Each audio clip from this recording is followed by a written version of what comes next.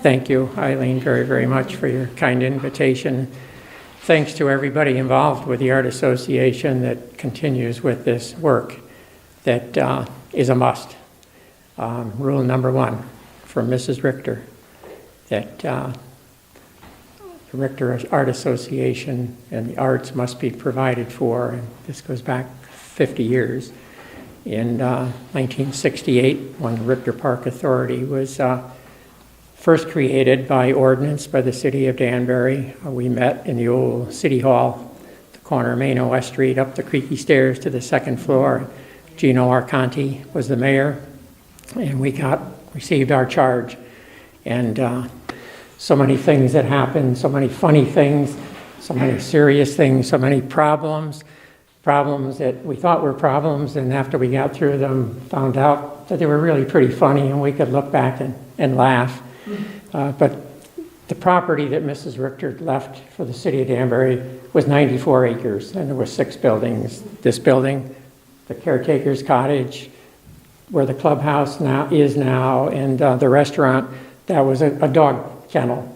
I think there was 3 rooms and 2 bathrooms. The dogs lived pretty well.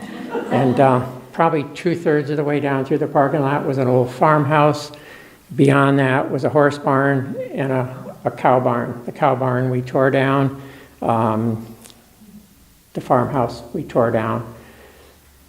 But our charge from the city of Danbury, when the authority was created, was to maintain all these buildings and all this land, develop it as a recreational complex. That was Mrs. Richter's wish. So there's going to be a quiz at the end of this, just one question, either you pass or you fail. Mrs. Richter's wish was that we develop it as a recreational complex. She never said build a baseball diamond or a soccer field. Her one specific was provide for the arts. We could build a golf course simply because the Richter property was contiguous to property that the city owned around the reservoir.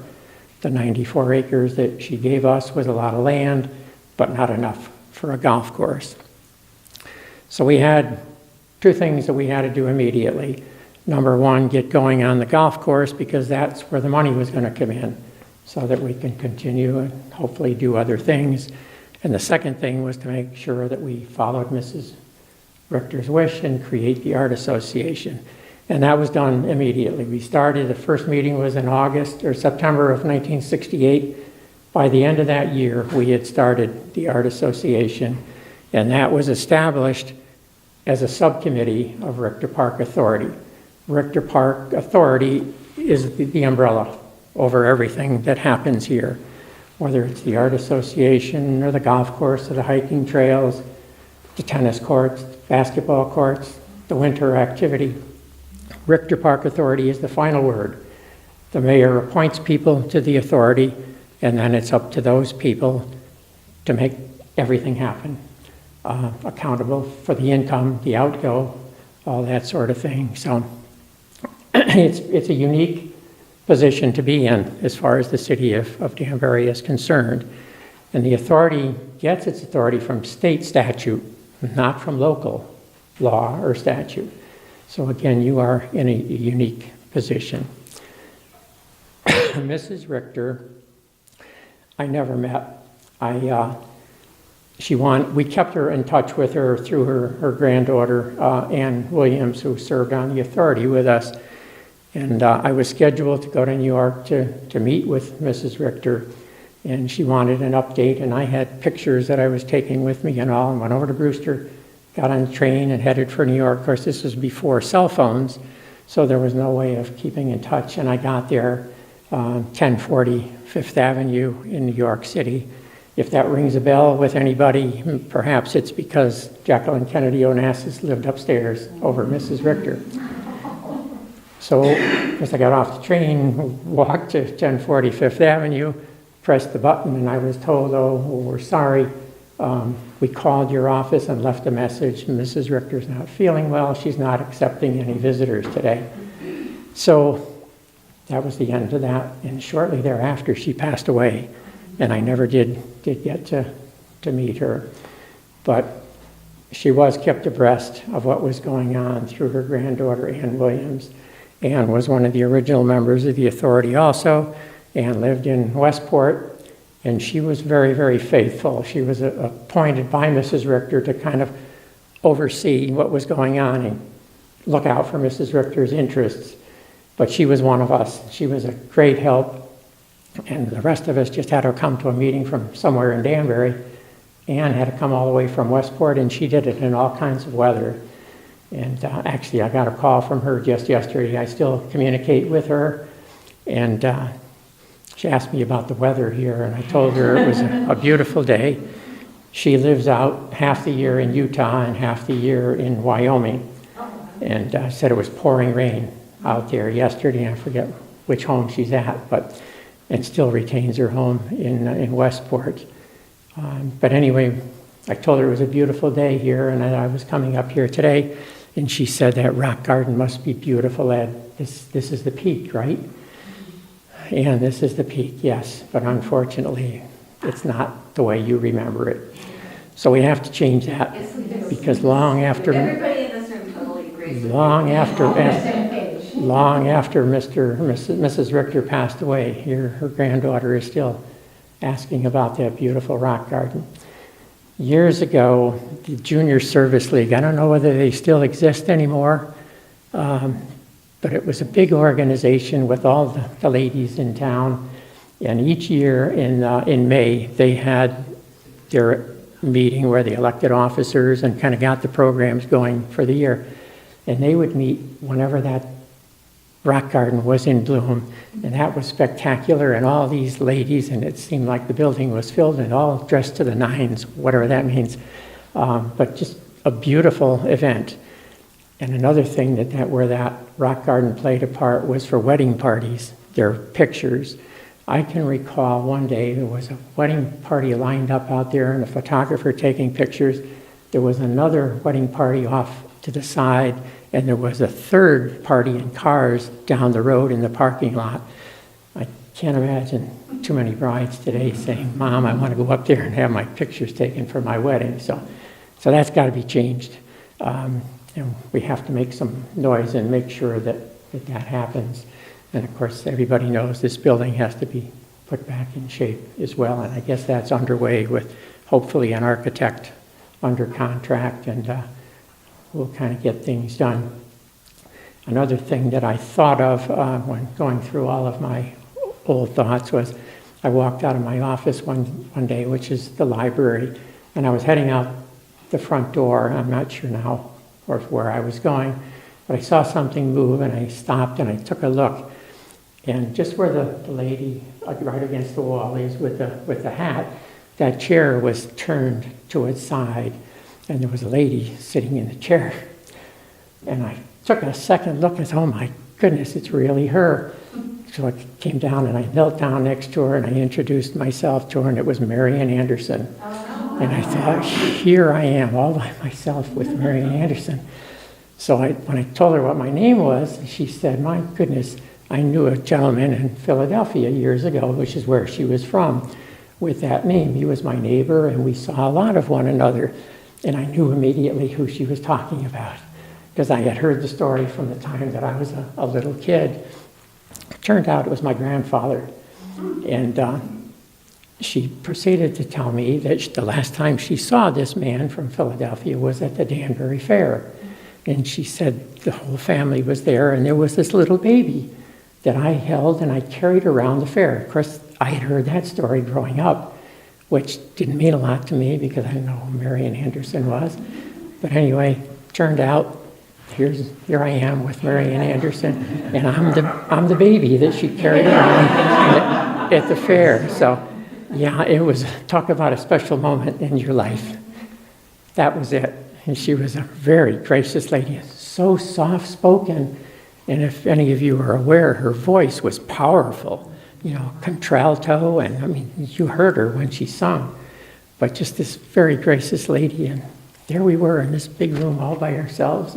She was here with another lady that used to kind of look out for her and take her places locally. And I won't mention who she is, but she was very, very active in the Art Association as well. So, and lots of funny things happened along the way.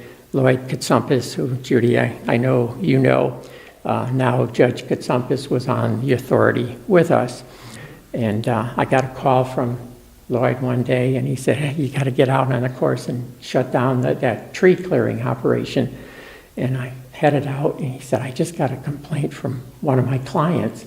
They're cutting down trees in their backyard. So, because these guys are all French Canadians, they didn't speak English. I couldn't speak French to them, and machines are going and roaring. So finally, through hand signals, I got them to stop. Anyway, long story short, the lady that owned the property where we cut down her trees kind of got taken very good care of. She had 2 or 3 years of fireplace wood all cut up and split and stacked. And they also needed some landscaping across the front of this new house that they just bought, so we did some landscaping for them as well. But we avoided any newspaper stories, and it all turned out well. That's one of the things I say turns out to be funny at the time. Uh-oh, we got our hands full here. But just one more little funny story. The hiking trails came later. That had nothing to do with the Richters. The hiking trails were donated by a lady by the name of Isabel Farrington, who is still alive today and owns tons of land from this point heading west into New York State. And Mrs. Farrington wanted to look over all the land that she was giving us. Gino Arconti was the mayor. Marty Goose was very much involved with the Art Association and really responsible for getting all of this going.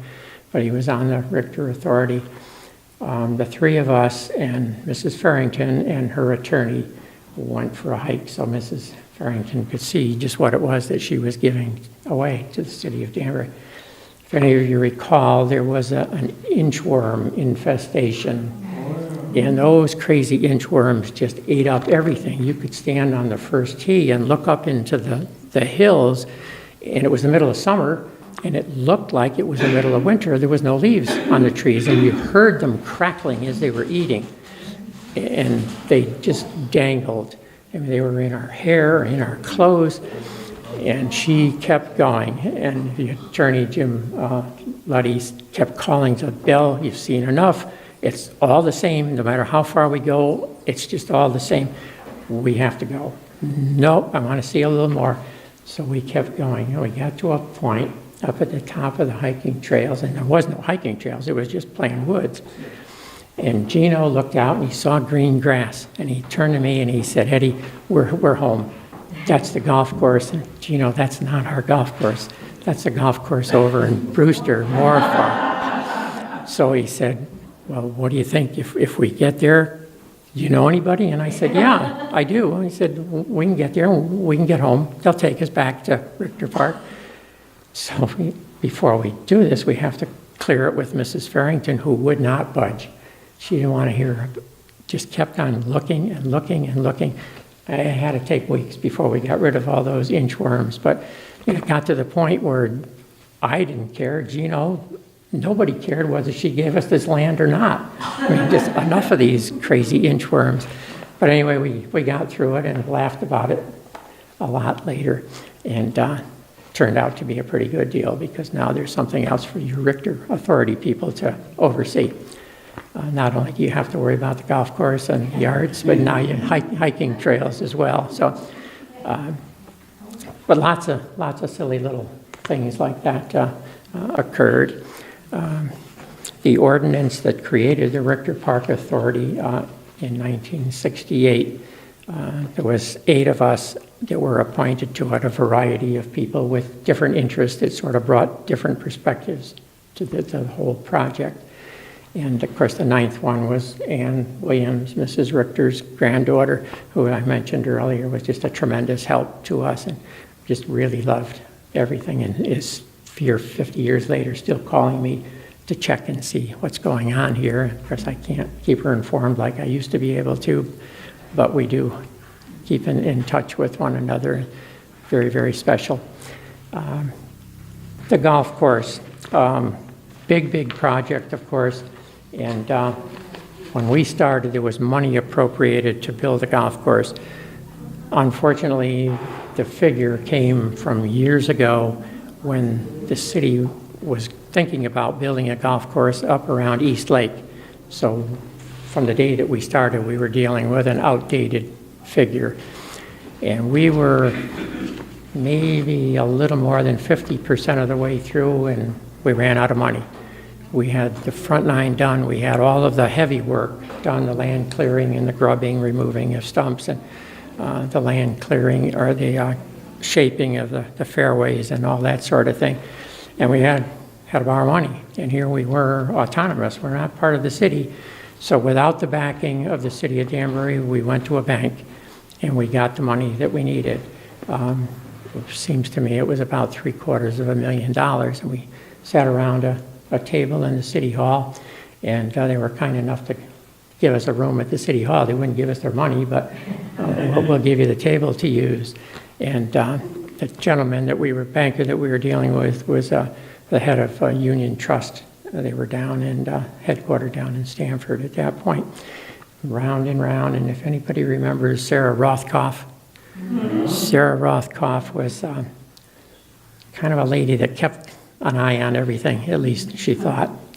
And she sat right next to me, and she was truly against everything. And I just tried to ignore her and not say anything to rile her up. But anyway, finally, Peter Young was the banker, and he sat across from me, and he finally said to me, "Eddie, I have a question for you." And I said, "Go ahead." And he said, "If we give you this money, can you look me square in the eye right now and promise me that you'll pay us back?" And I said, "Absolutely, every penny." And we did. We got the money, and we paid them back. So that's how the golf course construction was completed. So there are times when I hear people say that it's not fair to the golfers. The golfers are paying for everything. Well, that's not true either, because all that money that was appropriated originally through a bond issue, the taxpayers paid for. So it never would have happened without taxpayers' money.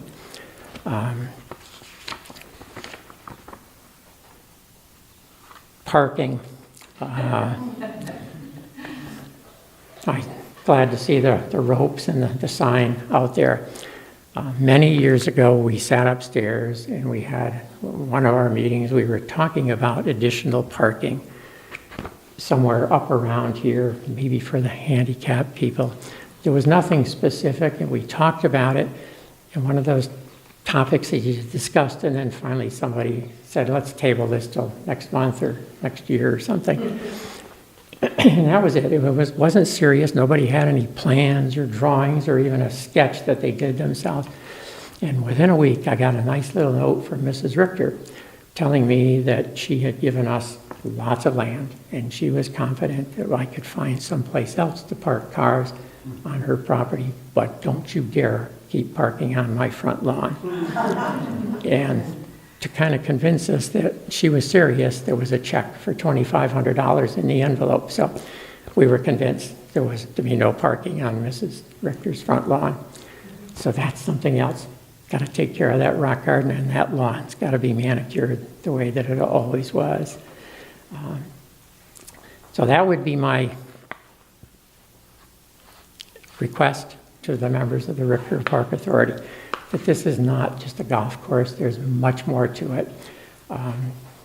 Remember, I said there was going to be a quiz. Here's my question. And either you pass or you fail. There's no big reward if you pass, but if you fail, some work ahead for you. What was Mrs. Richter's one specific when she gave all of this to the city of Danbury?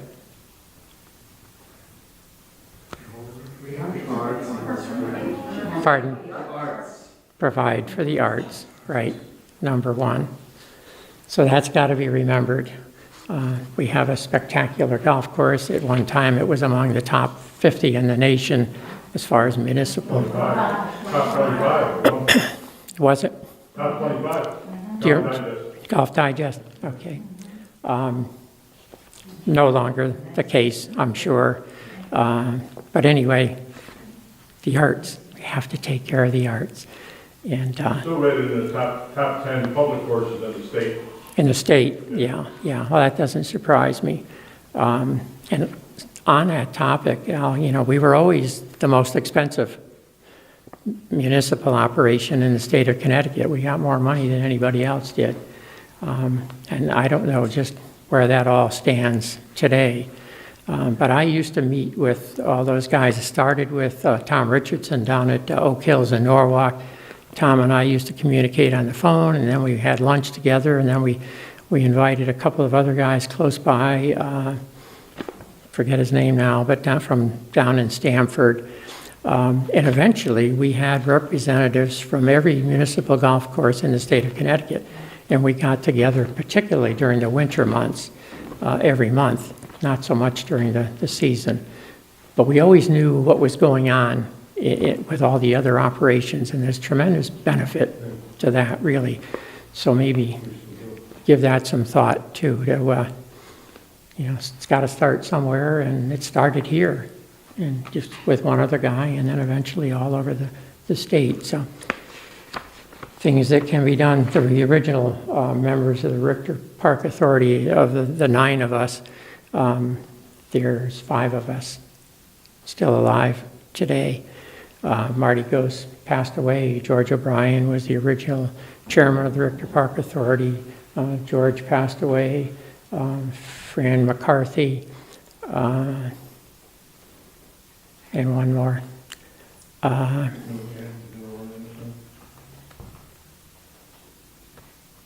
We shouldn't forget his name, but it slips my mind right now. But anyway, out of the original 8 local people, 4 have passed away. So basically, that's what happened in the very, very, very beginning. I could ramble on forever, but don't want to bore you, and you've all been here long enough. Does anybody have any questions? Just a comment that James Adona, the landscape architect, did a master plan for Richter Park, which is available online. There is parking planned in the master plan for the other side of the Richter House over here. That's in the plan. And you can go online and look at the whole plan. I think I saw it, Al. Didn't she show that at college quite a number of years ago, right? 10 or 12 years ago? Well, it started, the master plan was completed in 2008, I believe, or 2009. And then we formed Friends of Richter as a corporation. We got applied for a IRS 501c3 status, which we received. And that's what has helped raise the money, the $1 million from the state bond grant that's coming, and also an additional $950,000 from the city, because from 1986 to 2009 or 10, there was no money at all out of the city. You remember when you were GM, the part of the annual budget every year was money for Richter Park. No. There were contributions to Richter Park from the city until 1986. They spending stopped. There was nothing like that when I was here. It was the original money that I mentioned earlier. Right. I think in the first year there was a very small amount of money that the city appropriated because we were just getting going at that point, and we needed to buy a couple of machines, that sort of thing. But that was it. It was just that 1 year, and then we were on our own. So, but they're talking about parking out here where the septic system is. The other side of the building, I think the entrance is going to be where the college is. It's just been redone. Mm-hmm. It's in the process of being rented. It's going to be sided and re-roofed, but there's still interior work being completed, and it's going to be rented out to a. Hopefully, we're looking for a police officer to rent it, so it'll give the concept of a little more protection up here at Richter Park. Mm-hmm. That's the plan. Good, as long as he pays. Oh yeah, reasonable rent. Good. The city has done that with, they have a police officer living down at the park, at Barrington Pond, down the bottom of the hill. We also have a police officer living up in an apartment up at Bear Mountain Park here in Danvers. Sure, that's not uncommon. It's worked out well for fairly relatively priced rents for police officers and more protection for property. No, that's good. That's not uncommon. That's done in many places, so that's good to hear. So thank you all. Unless there's any more questions, thank you for having me. Yes. You say the Richter Authority started first, and that was what year? 1968. 68, and then the arts started in what, 72? No. When did the Richter Arts? Immediately, Yeah. Oh, they did. yes. And Millie Siegel was on the original? Millie Siegel. Yes, What a great lady. yes, we miss her. Oh my gosh, yes, everybody has to miss her. None of us were really aware of the actual year. I thought it was 72. No. As a matter of fact, I was telling Eileen, I brought a picture with me and I left it in the car. But it's a story about an art show that took place here. And it's a newspaper article that I had brought up to date, spent a lot of time down at the Historical Society going through all of their old tapes. And there's a picture of a guy holding a little baby. This is a guy holding a baby, not Marian Anderson holding a little baby. But that little baby happens to be my daughter. And this picture was taken right along in here somewhere, it appeared in the newspaper. And it's dated 1970. So we did it immediately. As I mentioned earlier, when Mrs. Richter said we have to provide for the arts, we provided for the arts immediately. That just had to be, so. They did many wonderful things. I've been looking in the archives, but I only have the ones from the 70s. I don't have anything from before that. Yeah, there was a lot of great shows. There really was. Yes, I worked at the News Times, and I remember doing the full-page ad for the Jury Art Show, yes. Were you at the News Times in 1970? No, not in the 70s, in the Okay, 80s. okay. Another thing, who started the ball rolling to get this deemed a historical site? I don't know. That happened after I left, maybe Yeah, Val. it's part of that. To do the work. Yeah, part of the master plan. And Leroy Diggs was serving on the state board for Historical Society and got in contact with them, and they came and looked at it and placed it on the Historical Society. Oh, I see, wonderful. We never really knew we had it going, okay. Yeah, Because of the historical significance of Stanley Richter being a U.S. Attorney General. Well, he was New York State Attorney General and an assistant U.S. Attorney General. Oh, no, So it's a historical significance. yes. he was a smart man. He knew enough to marry Mrs. Richter, 'cause that's where all the money was. This was his summer home. Yes. Yes. Yeah. And speaking of that, Al, their main residence was down in Westchester County. I forget the town that it was in, but definitely it was Westchester County. And they donated that to whatever town it was as well. And that town lost it. We had the same thing here. If we did not act within 5 years, all of this would have gone to the Nature Conservancy. And once that happens, it's open space forever and a day. And that's what happened to their main residence down in Westchester County. And then after she left there, that's when she moved to, they still had this, but she moved to that 15-room apartment down in Manhattan. So, Yeah, it wasn't until after the master plan had been pretty much completed that it had been determined that this was a historic site by the state. That happened afterwards. But originally, when James Dolan's plans were the original plans were to start all over, with a new art center here on this site, but completely new structure. yeah, I think there would have been benefit to that too. The historical significance, so the building still stands. Yeah. When did the Shakespeare start? When did what? Shakespeare, in the back. Uh, And it is like close, like maybe like 75 to 80 in there, Well, yeah. they ended in 80. Yeah. And what was the impetus for that? Who did It was all people that were involved with this art association. the art associations? Yeah, it was some wonderful people, really. As I say, I had the privilege of meeting with Marian Anderson, but there was a lot of big-name artists, people from up in Litchfield County. They were from all over in New York State. And, yeah, all those people had contacts and knew how to get that sort of thing done. I didn't know anything about the arts. I know we have to keep it going, and thank you to all of you that are part of it and are willing to keep it going. So it's because of people like you that it's here today, 50 years later. So maybe you could use early 1969 as the official date for the start of Richter Art Association. And then you could say, this is 50 years, this is our anniversary year, and have a big party. But that's when it all began anyway, so thank you again very, very much for putting up with me.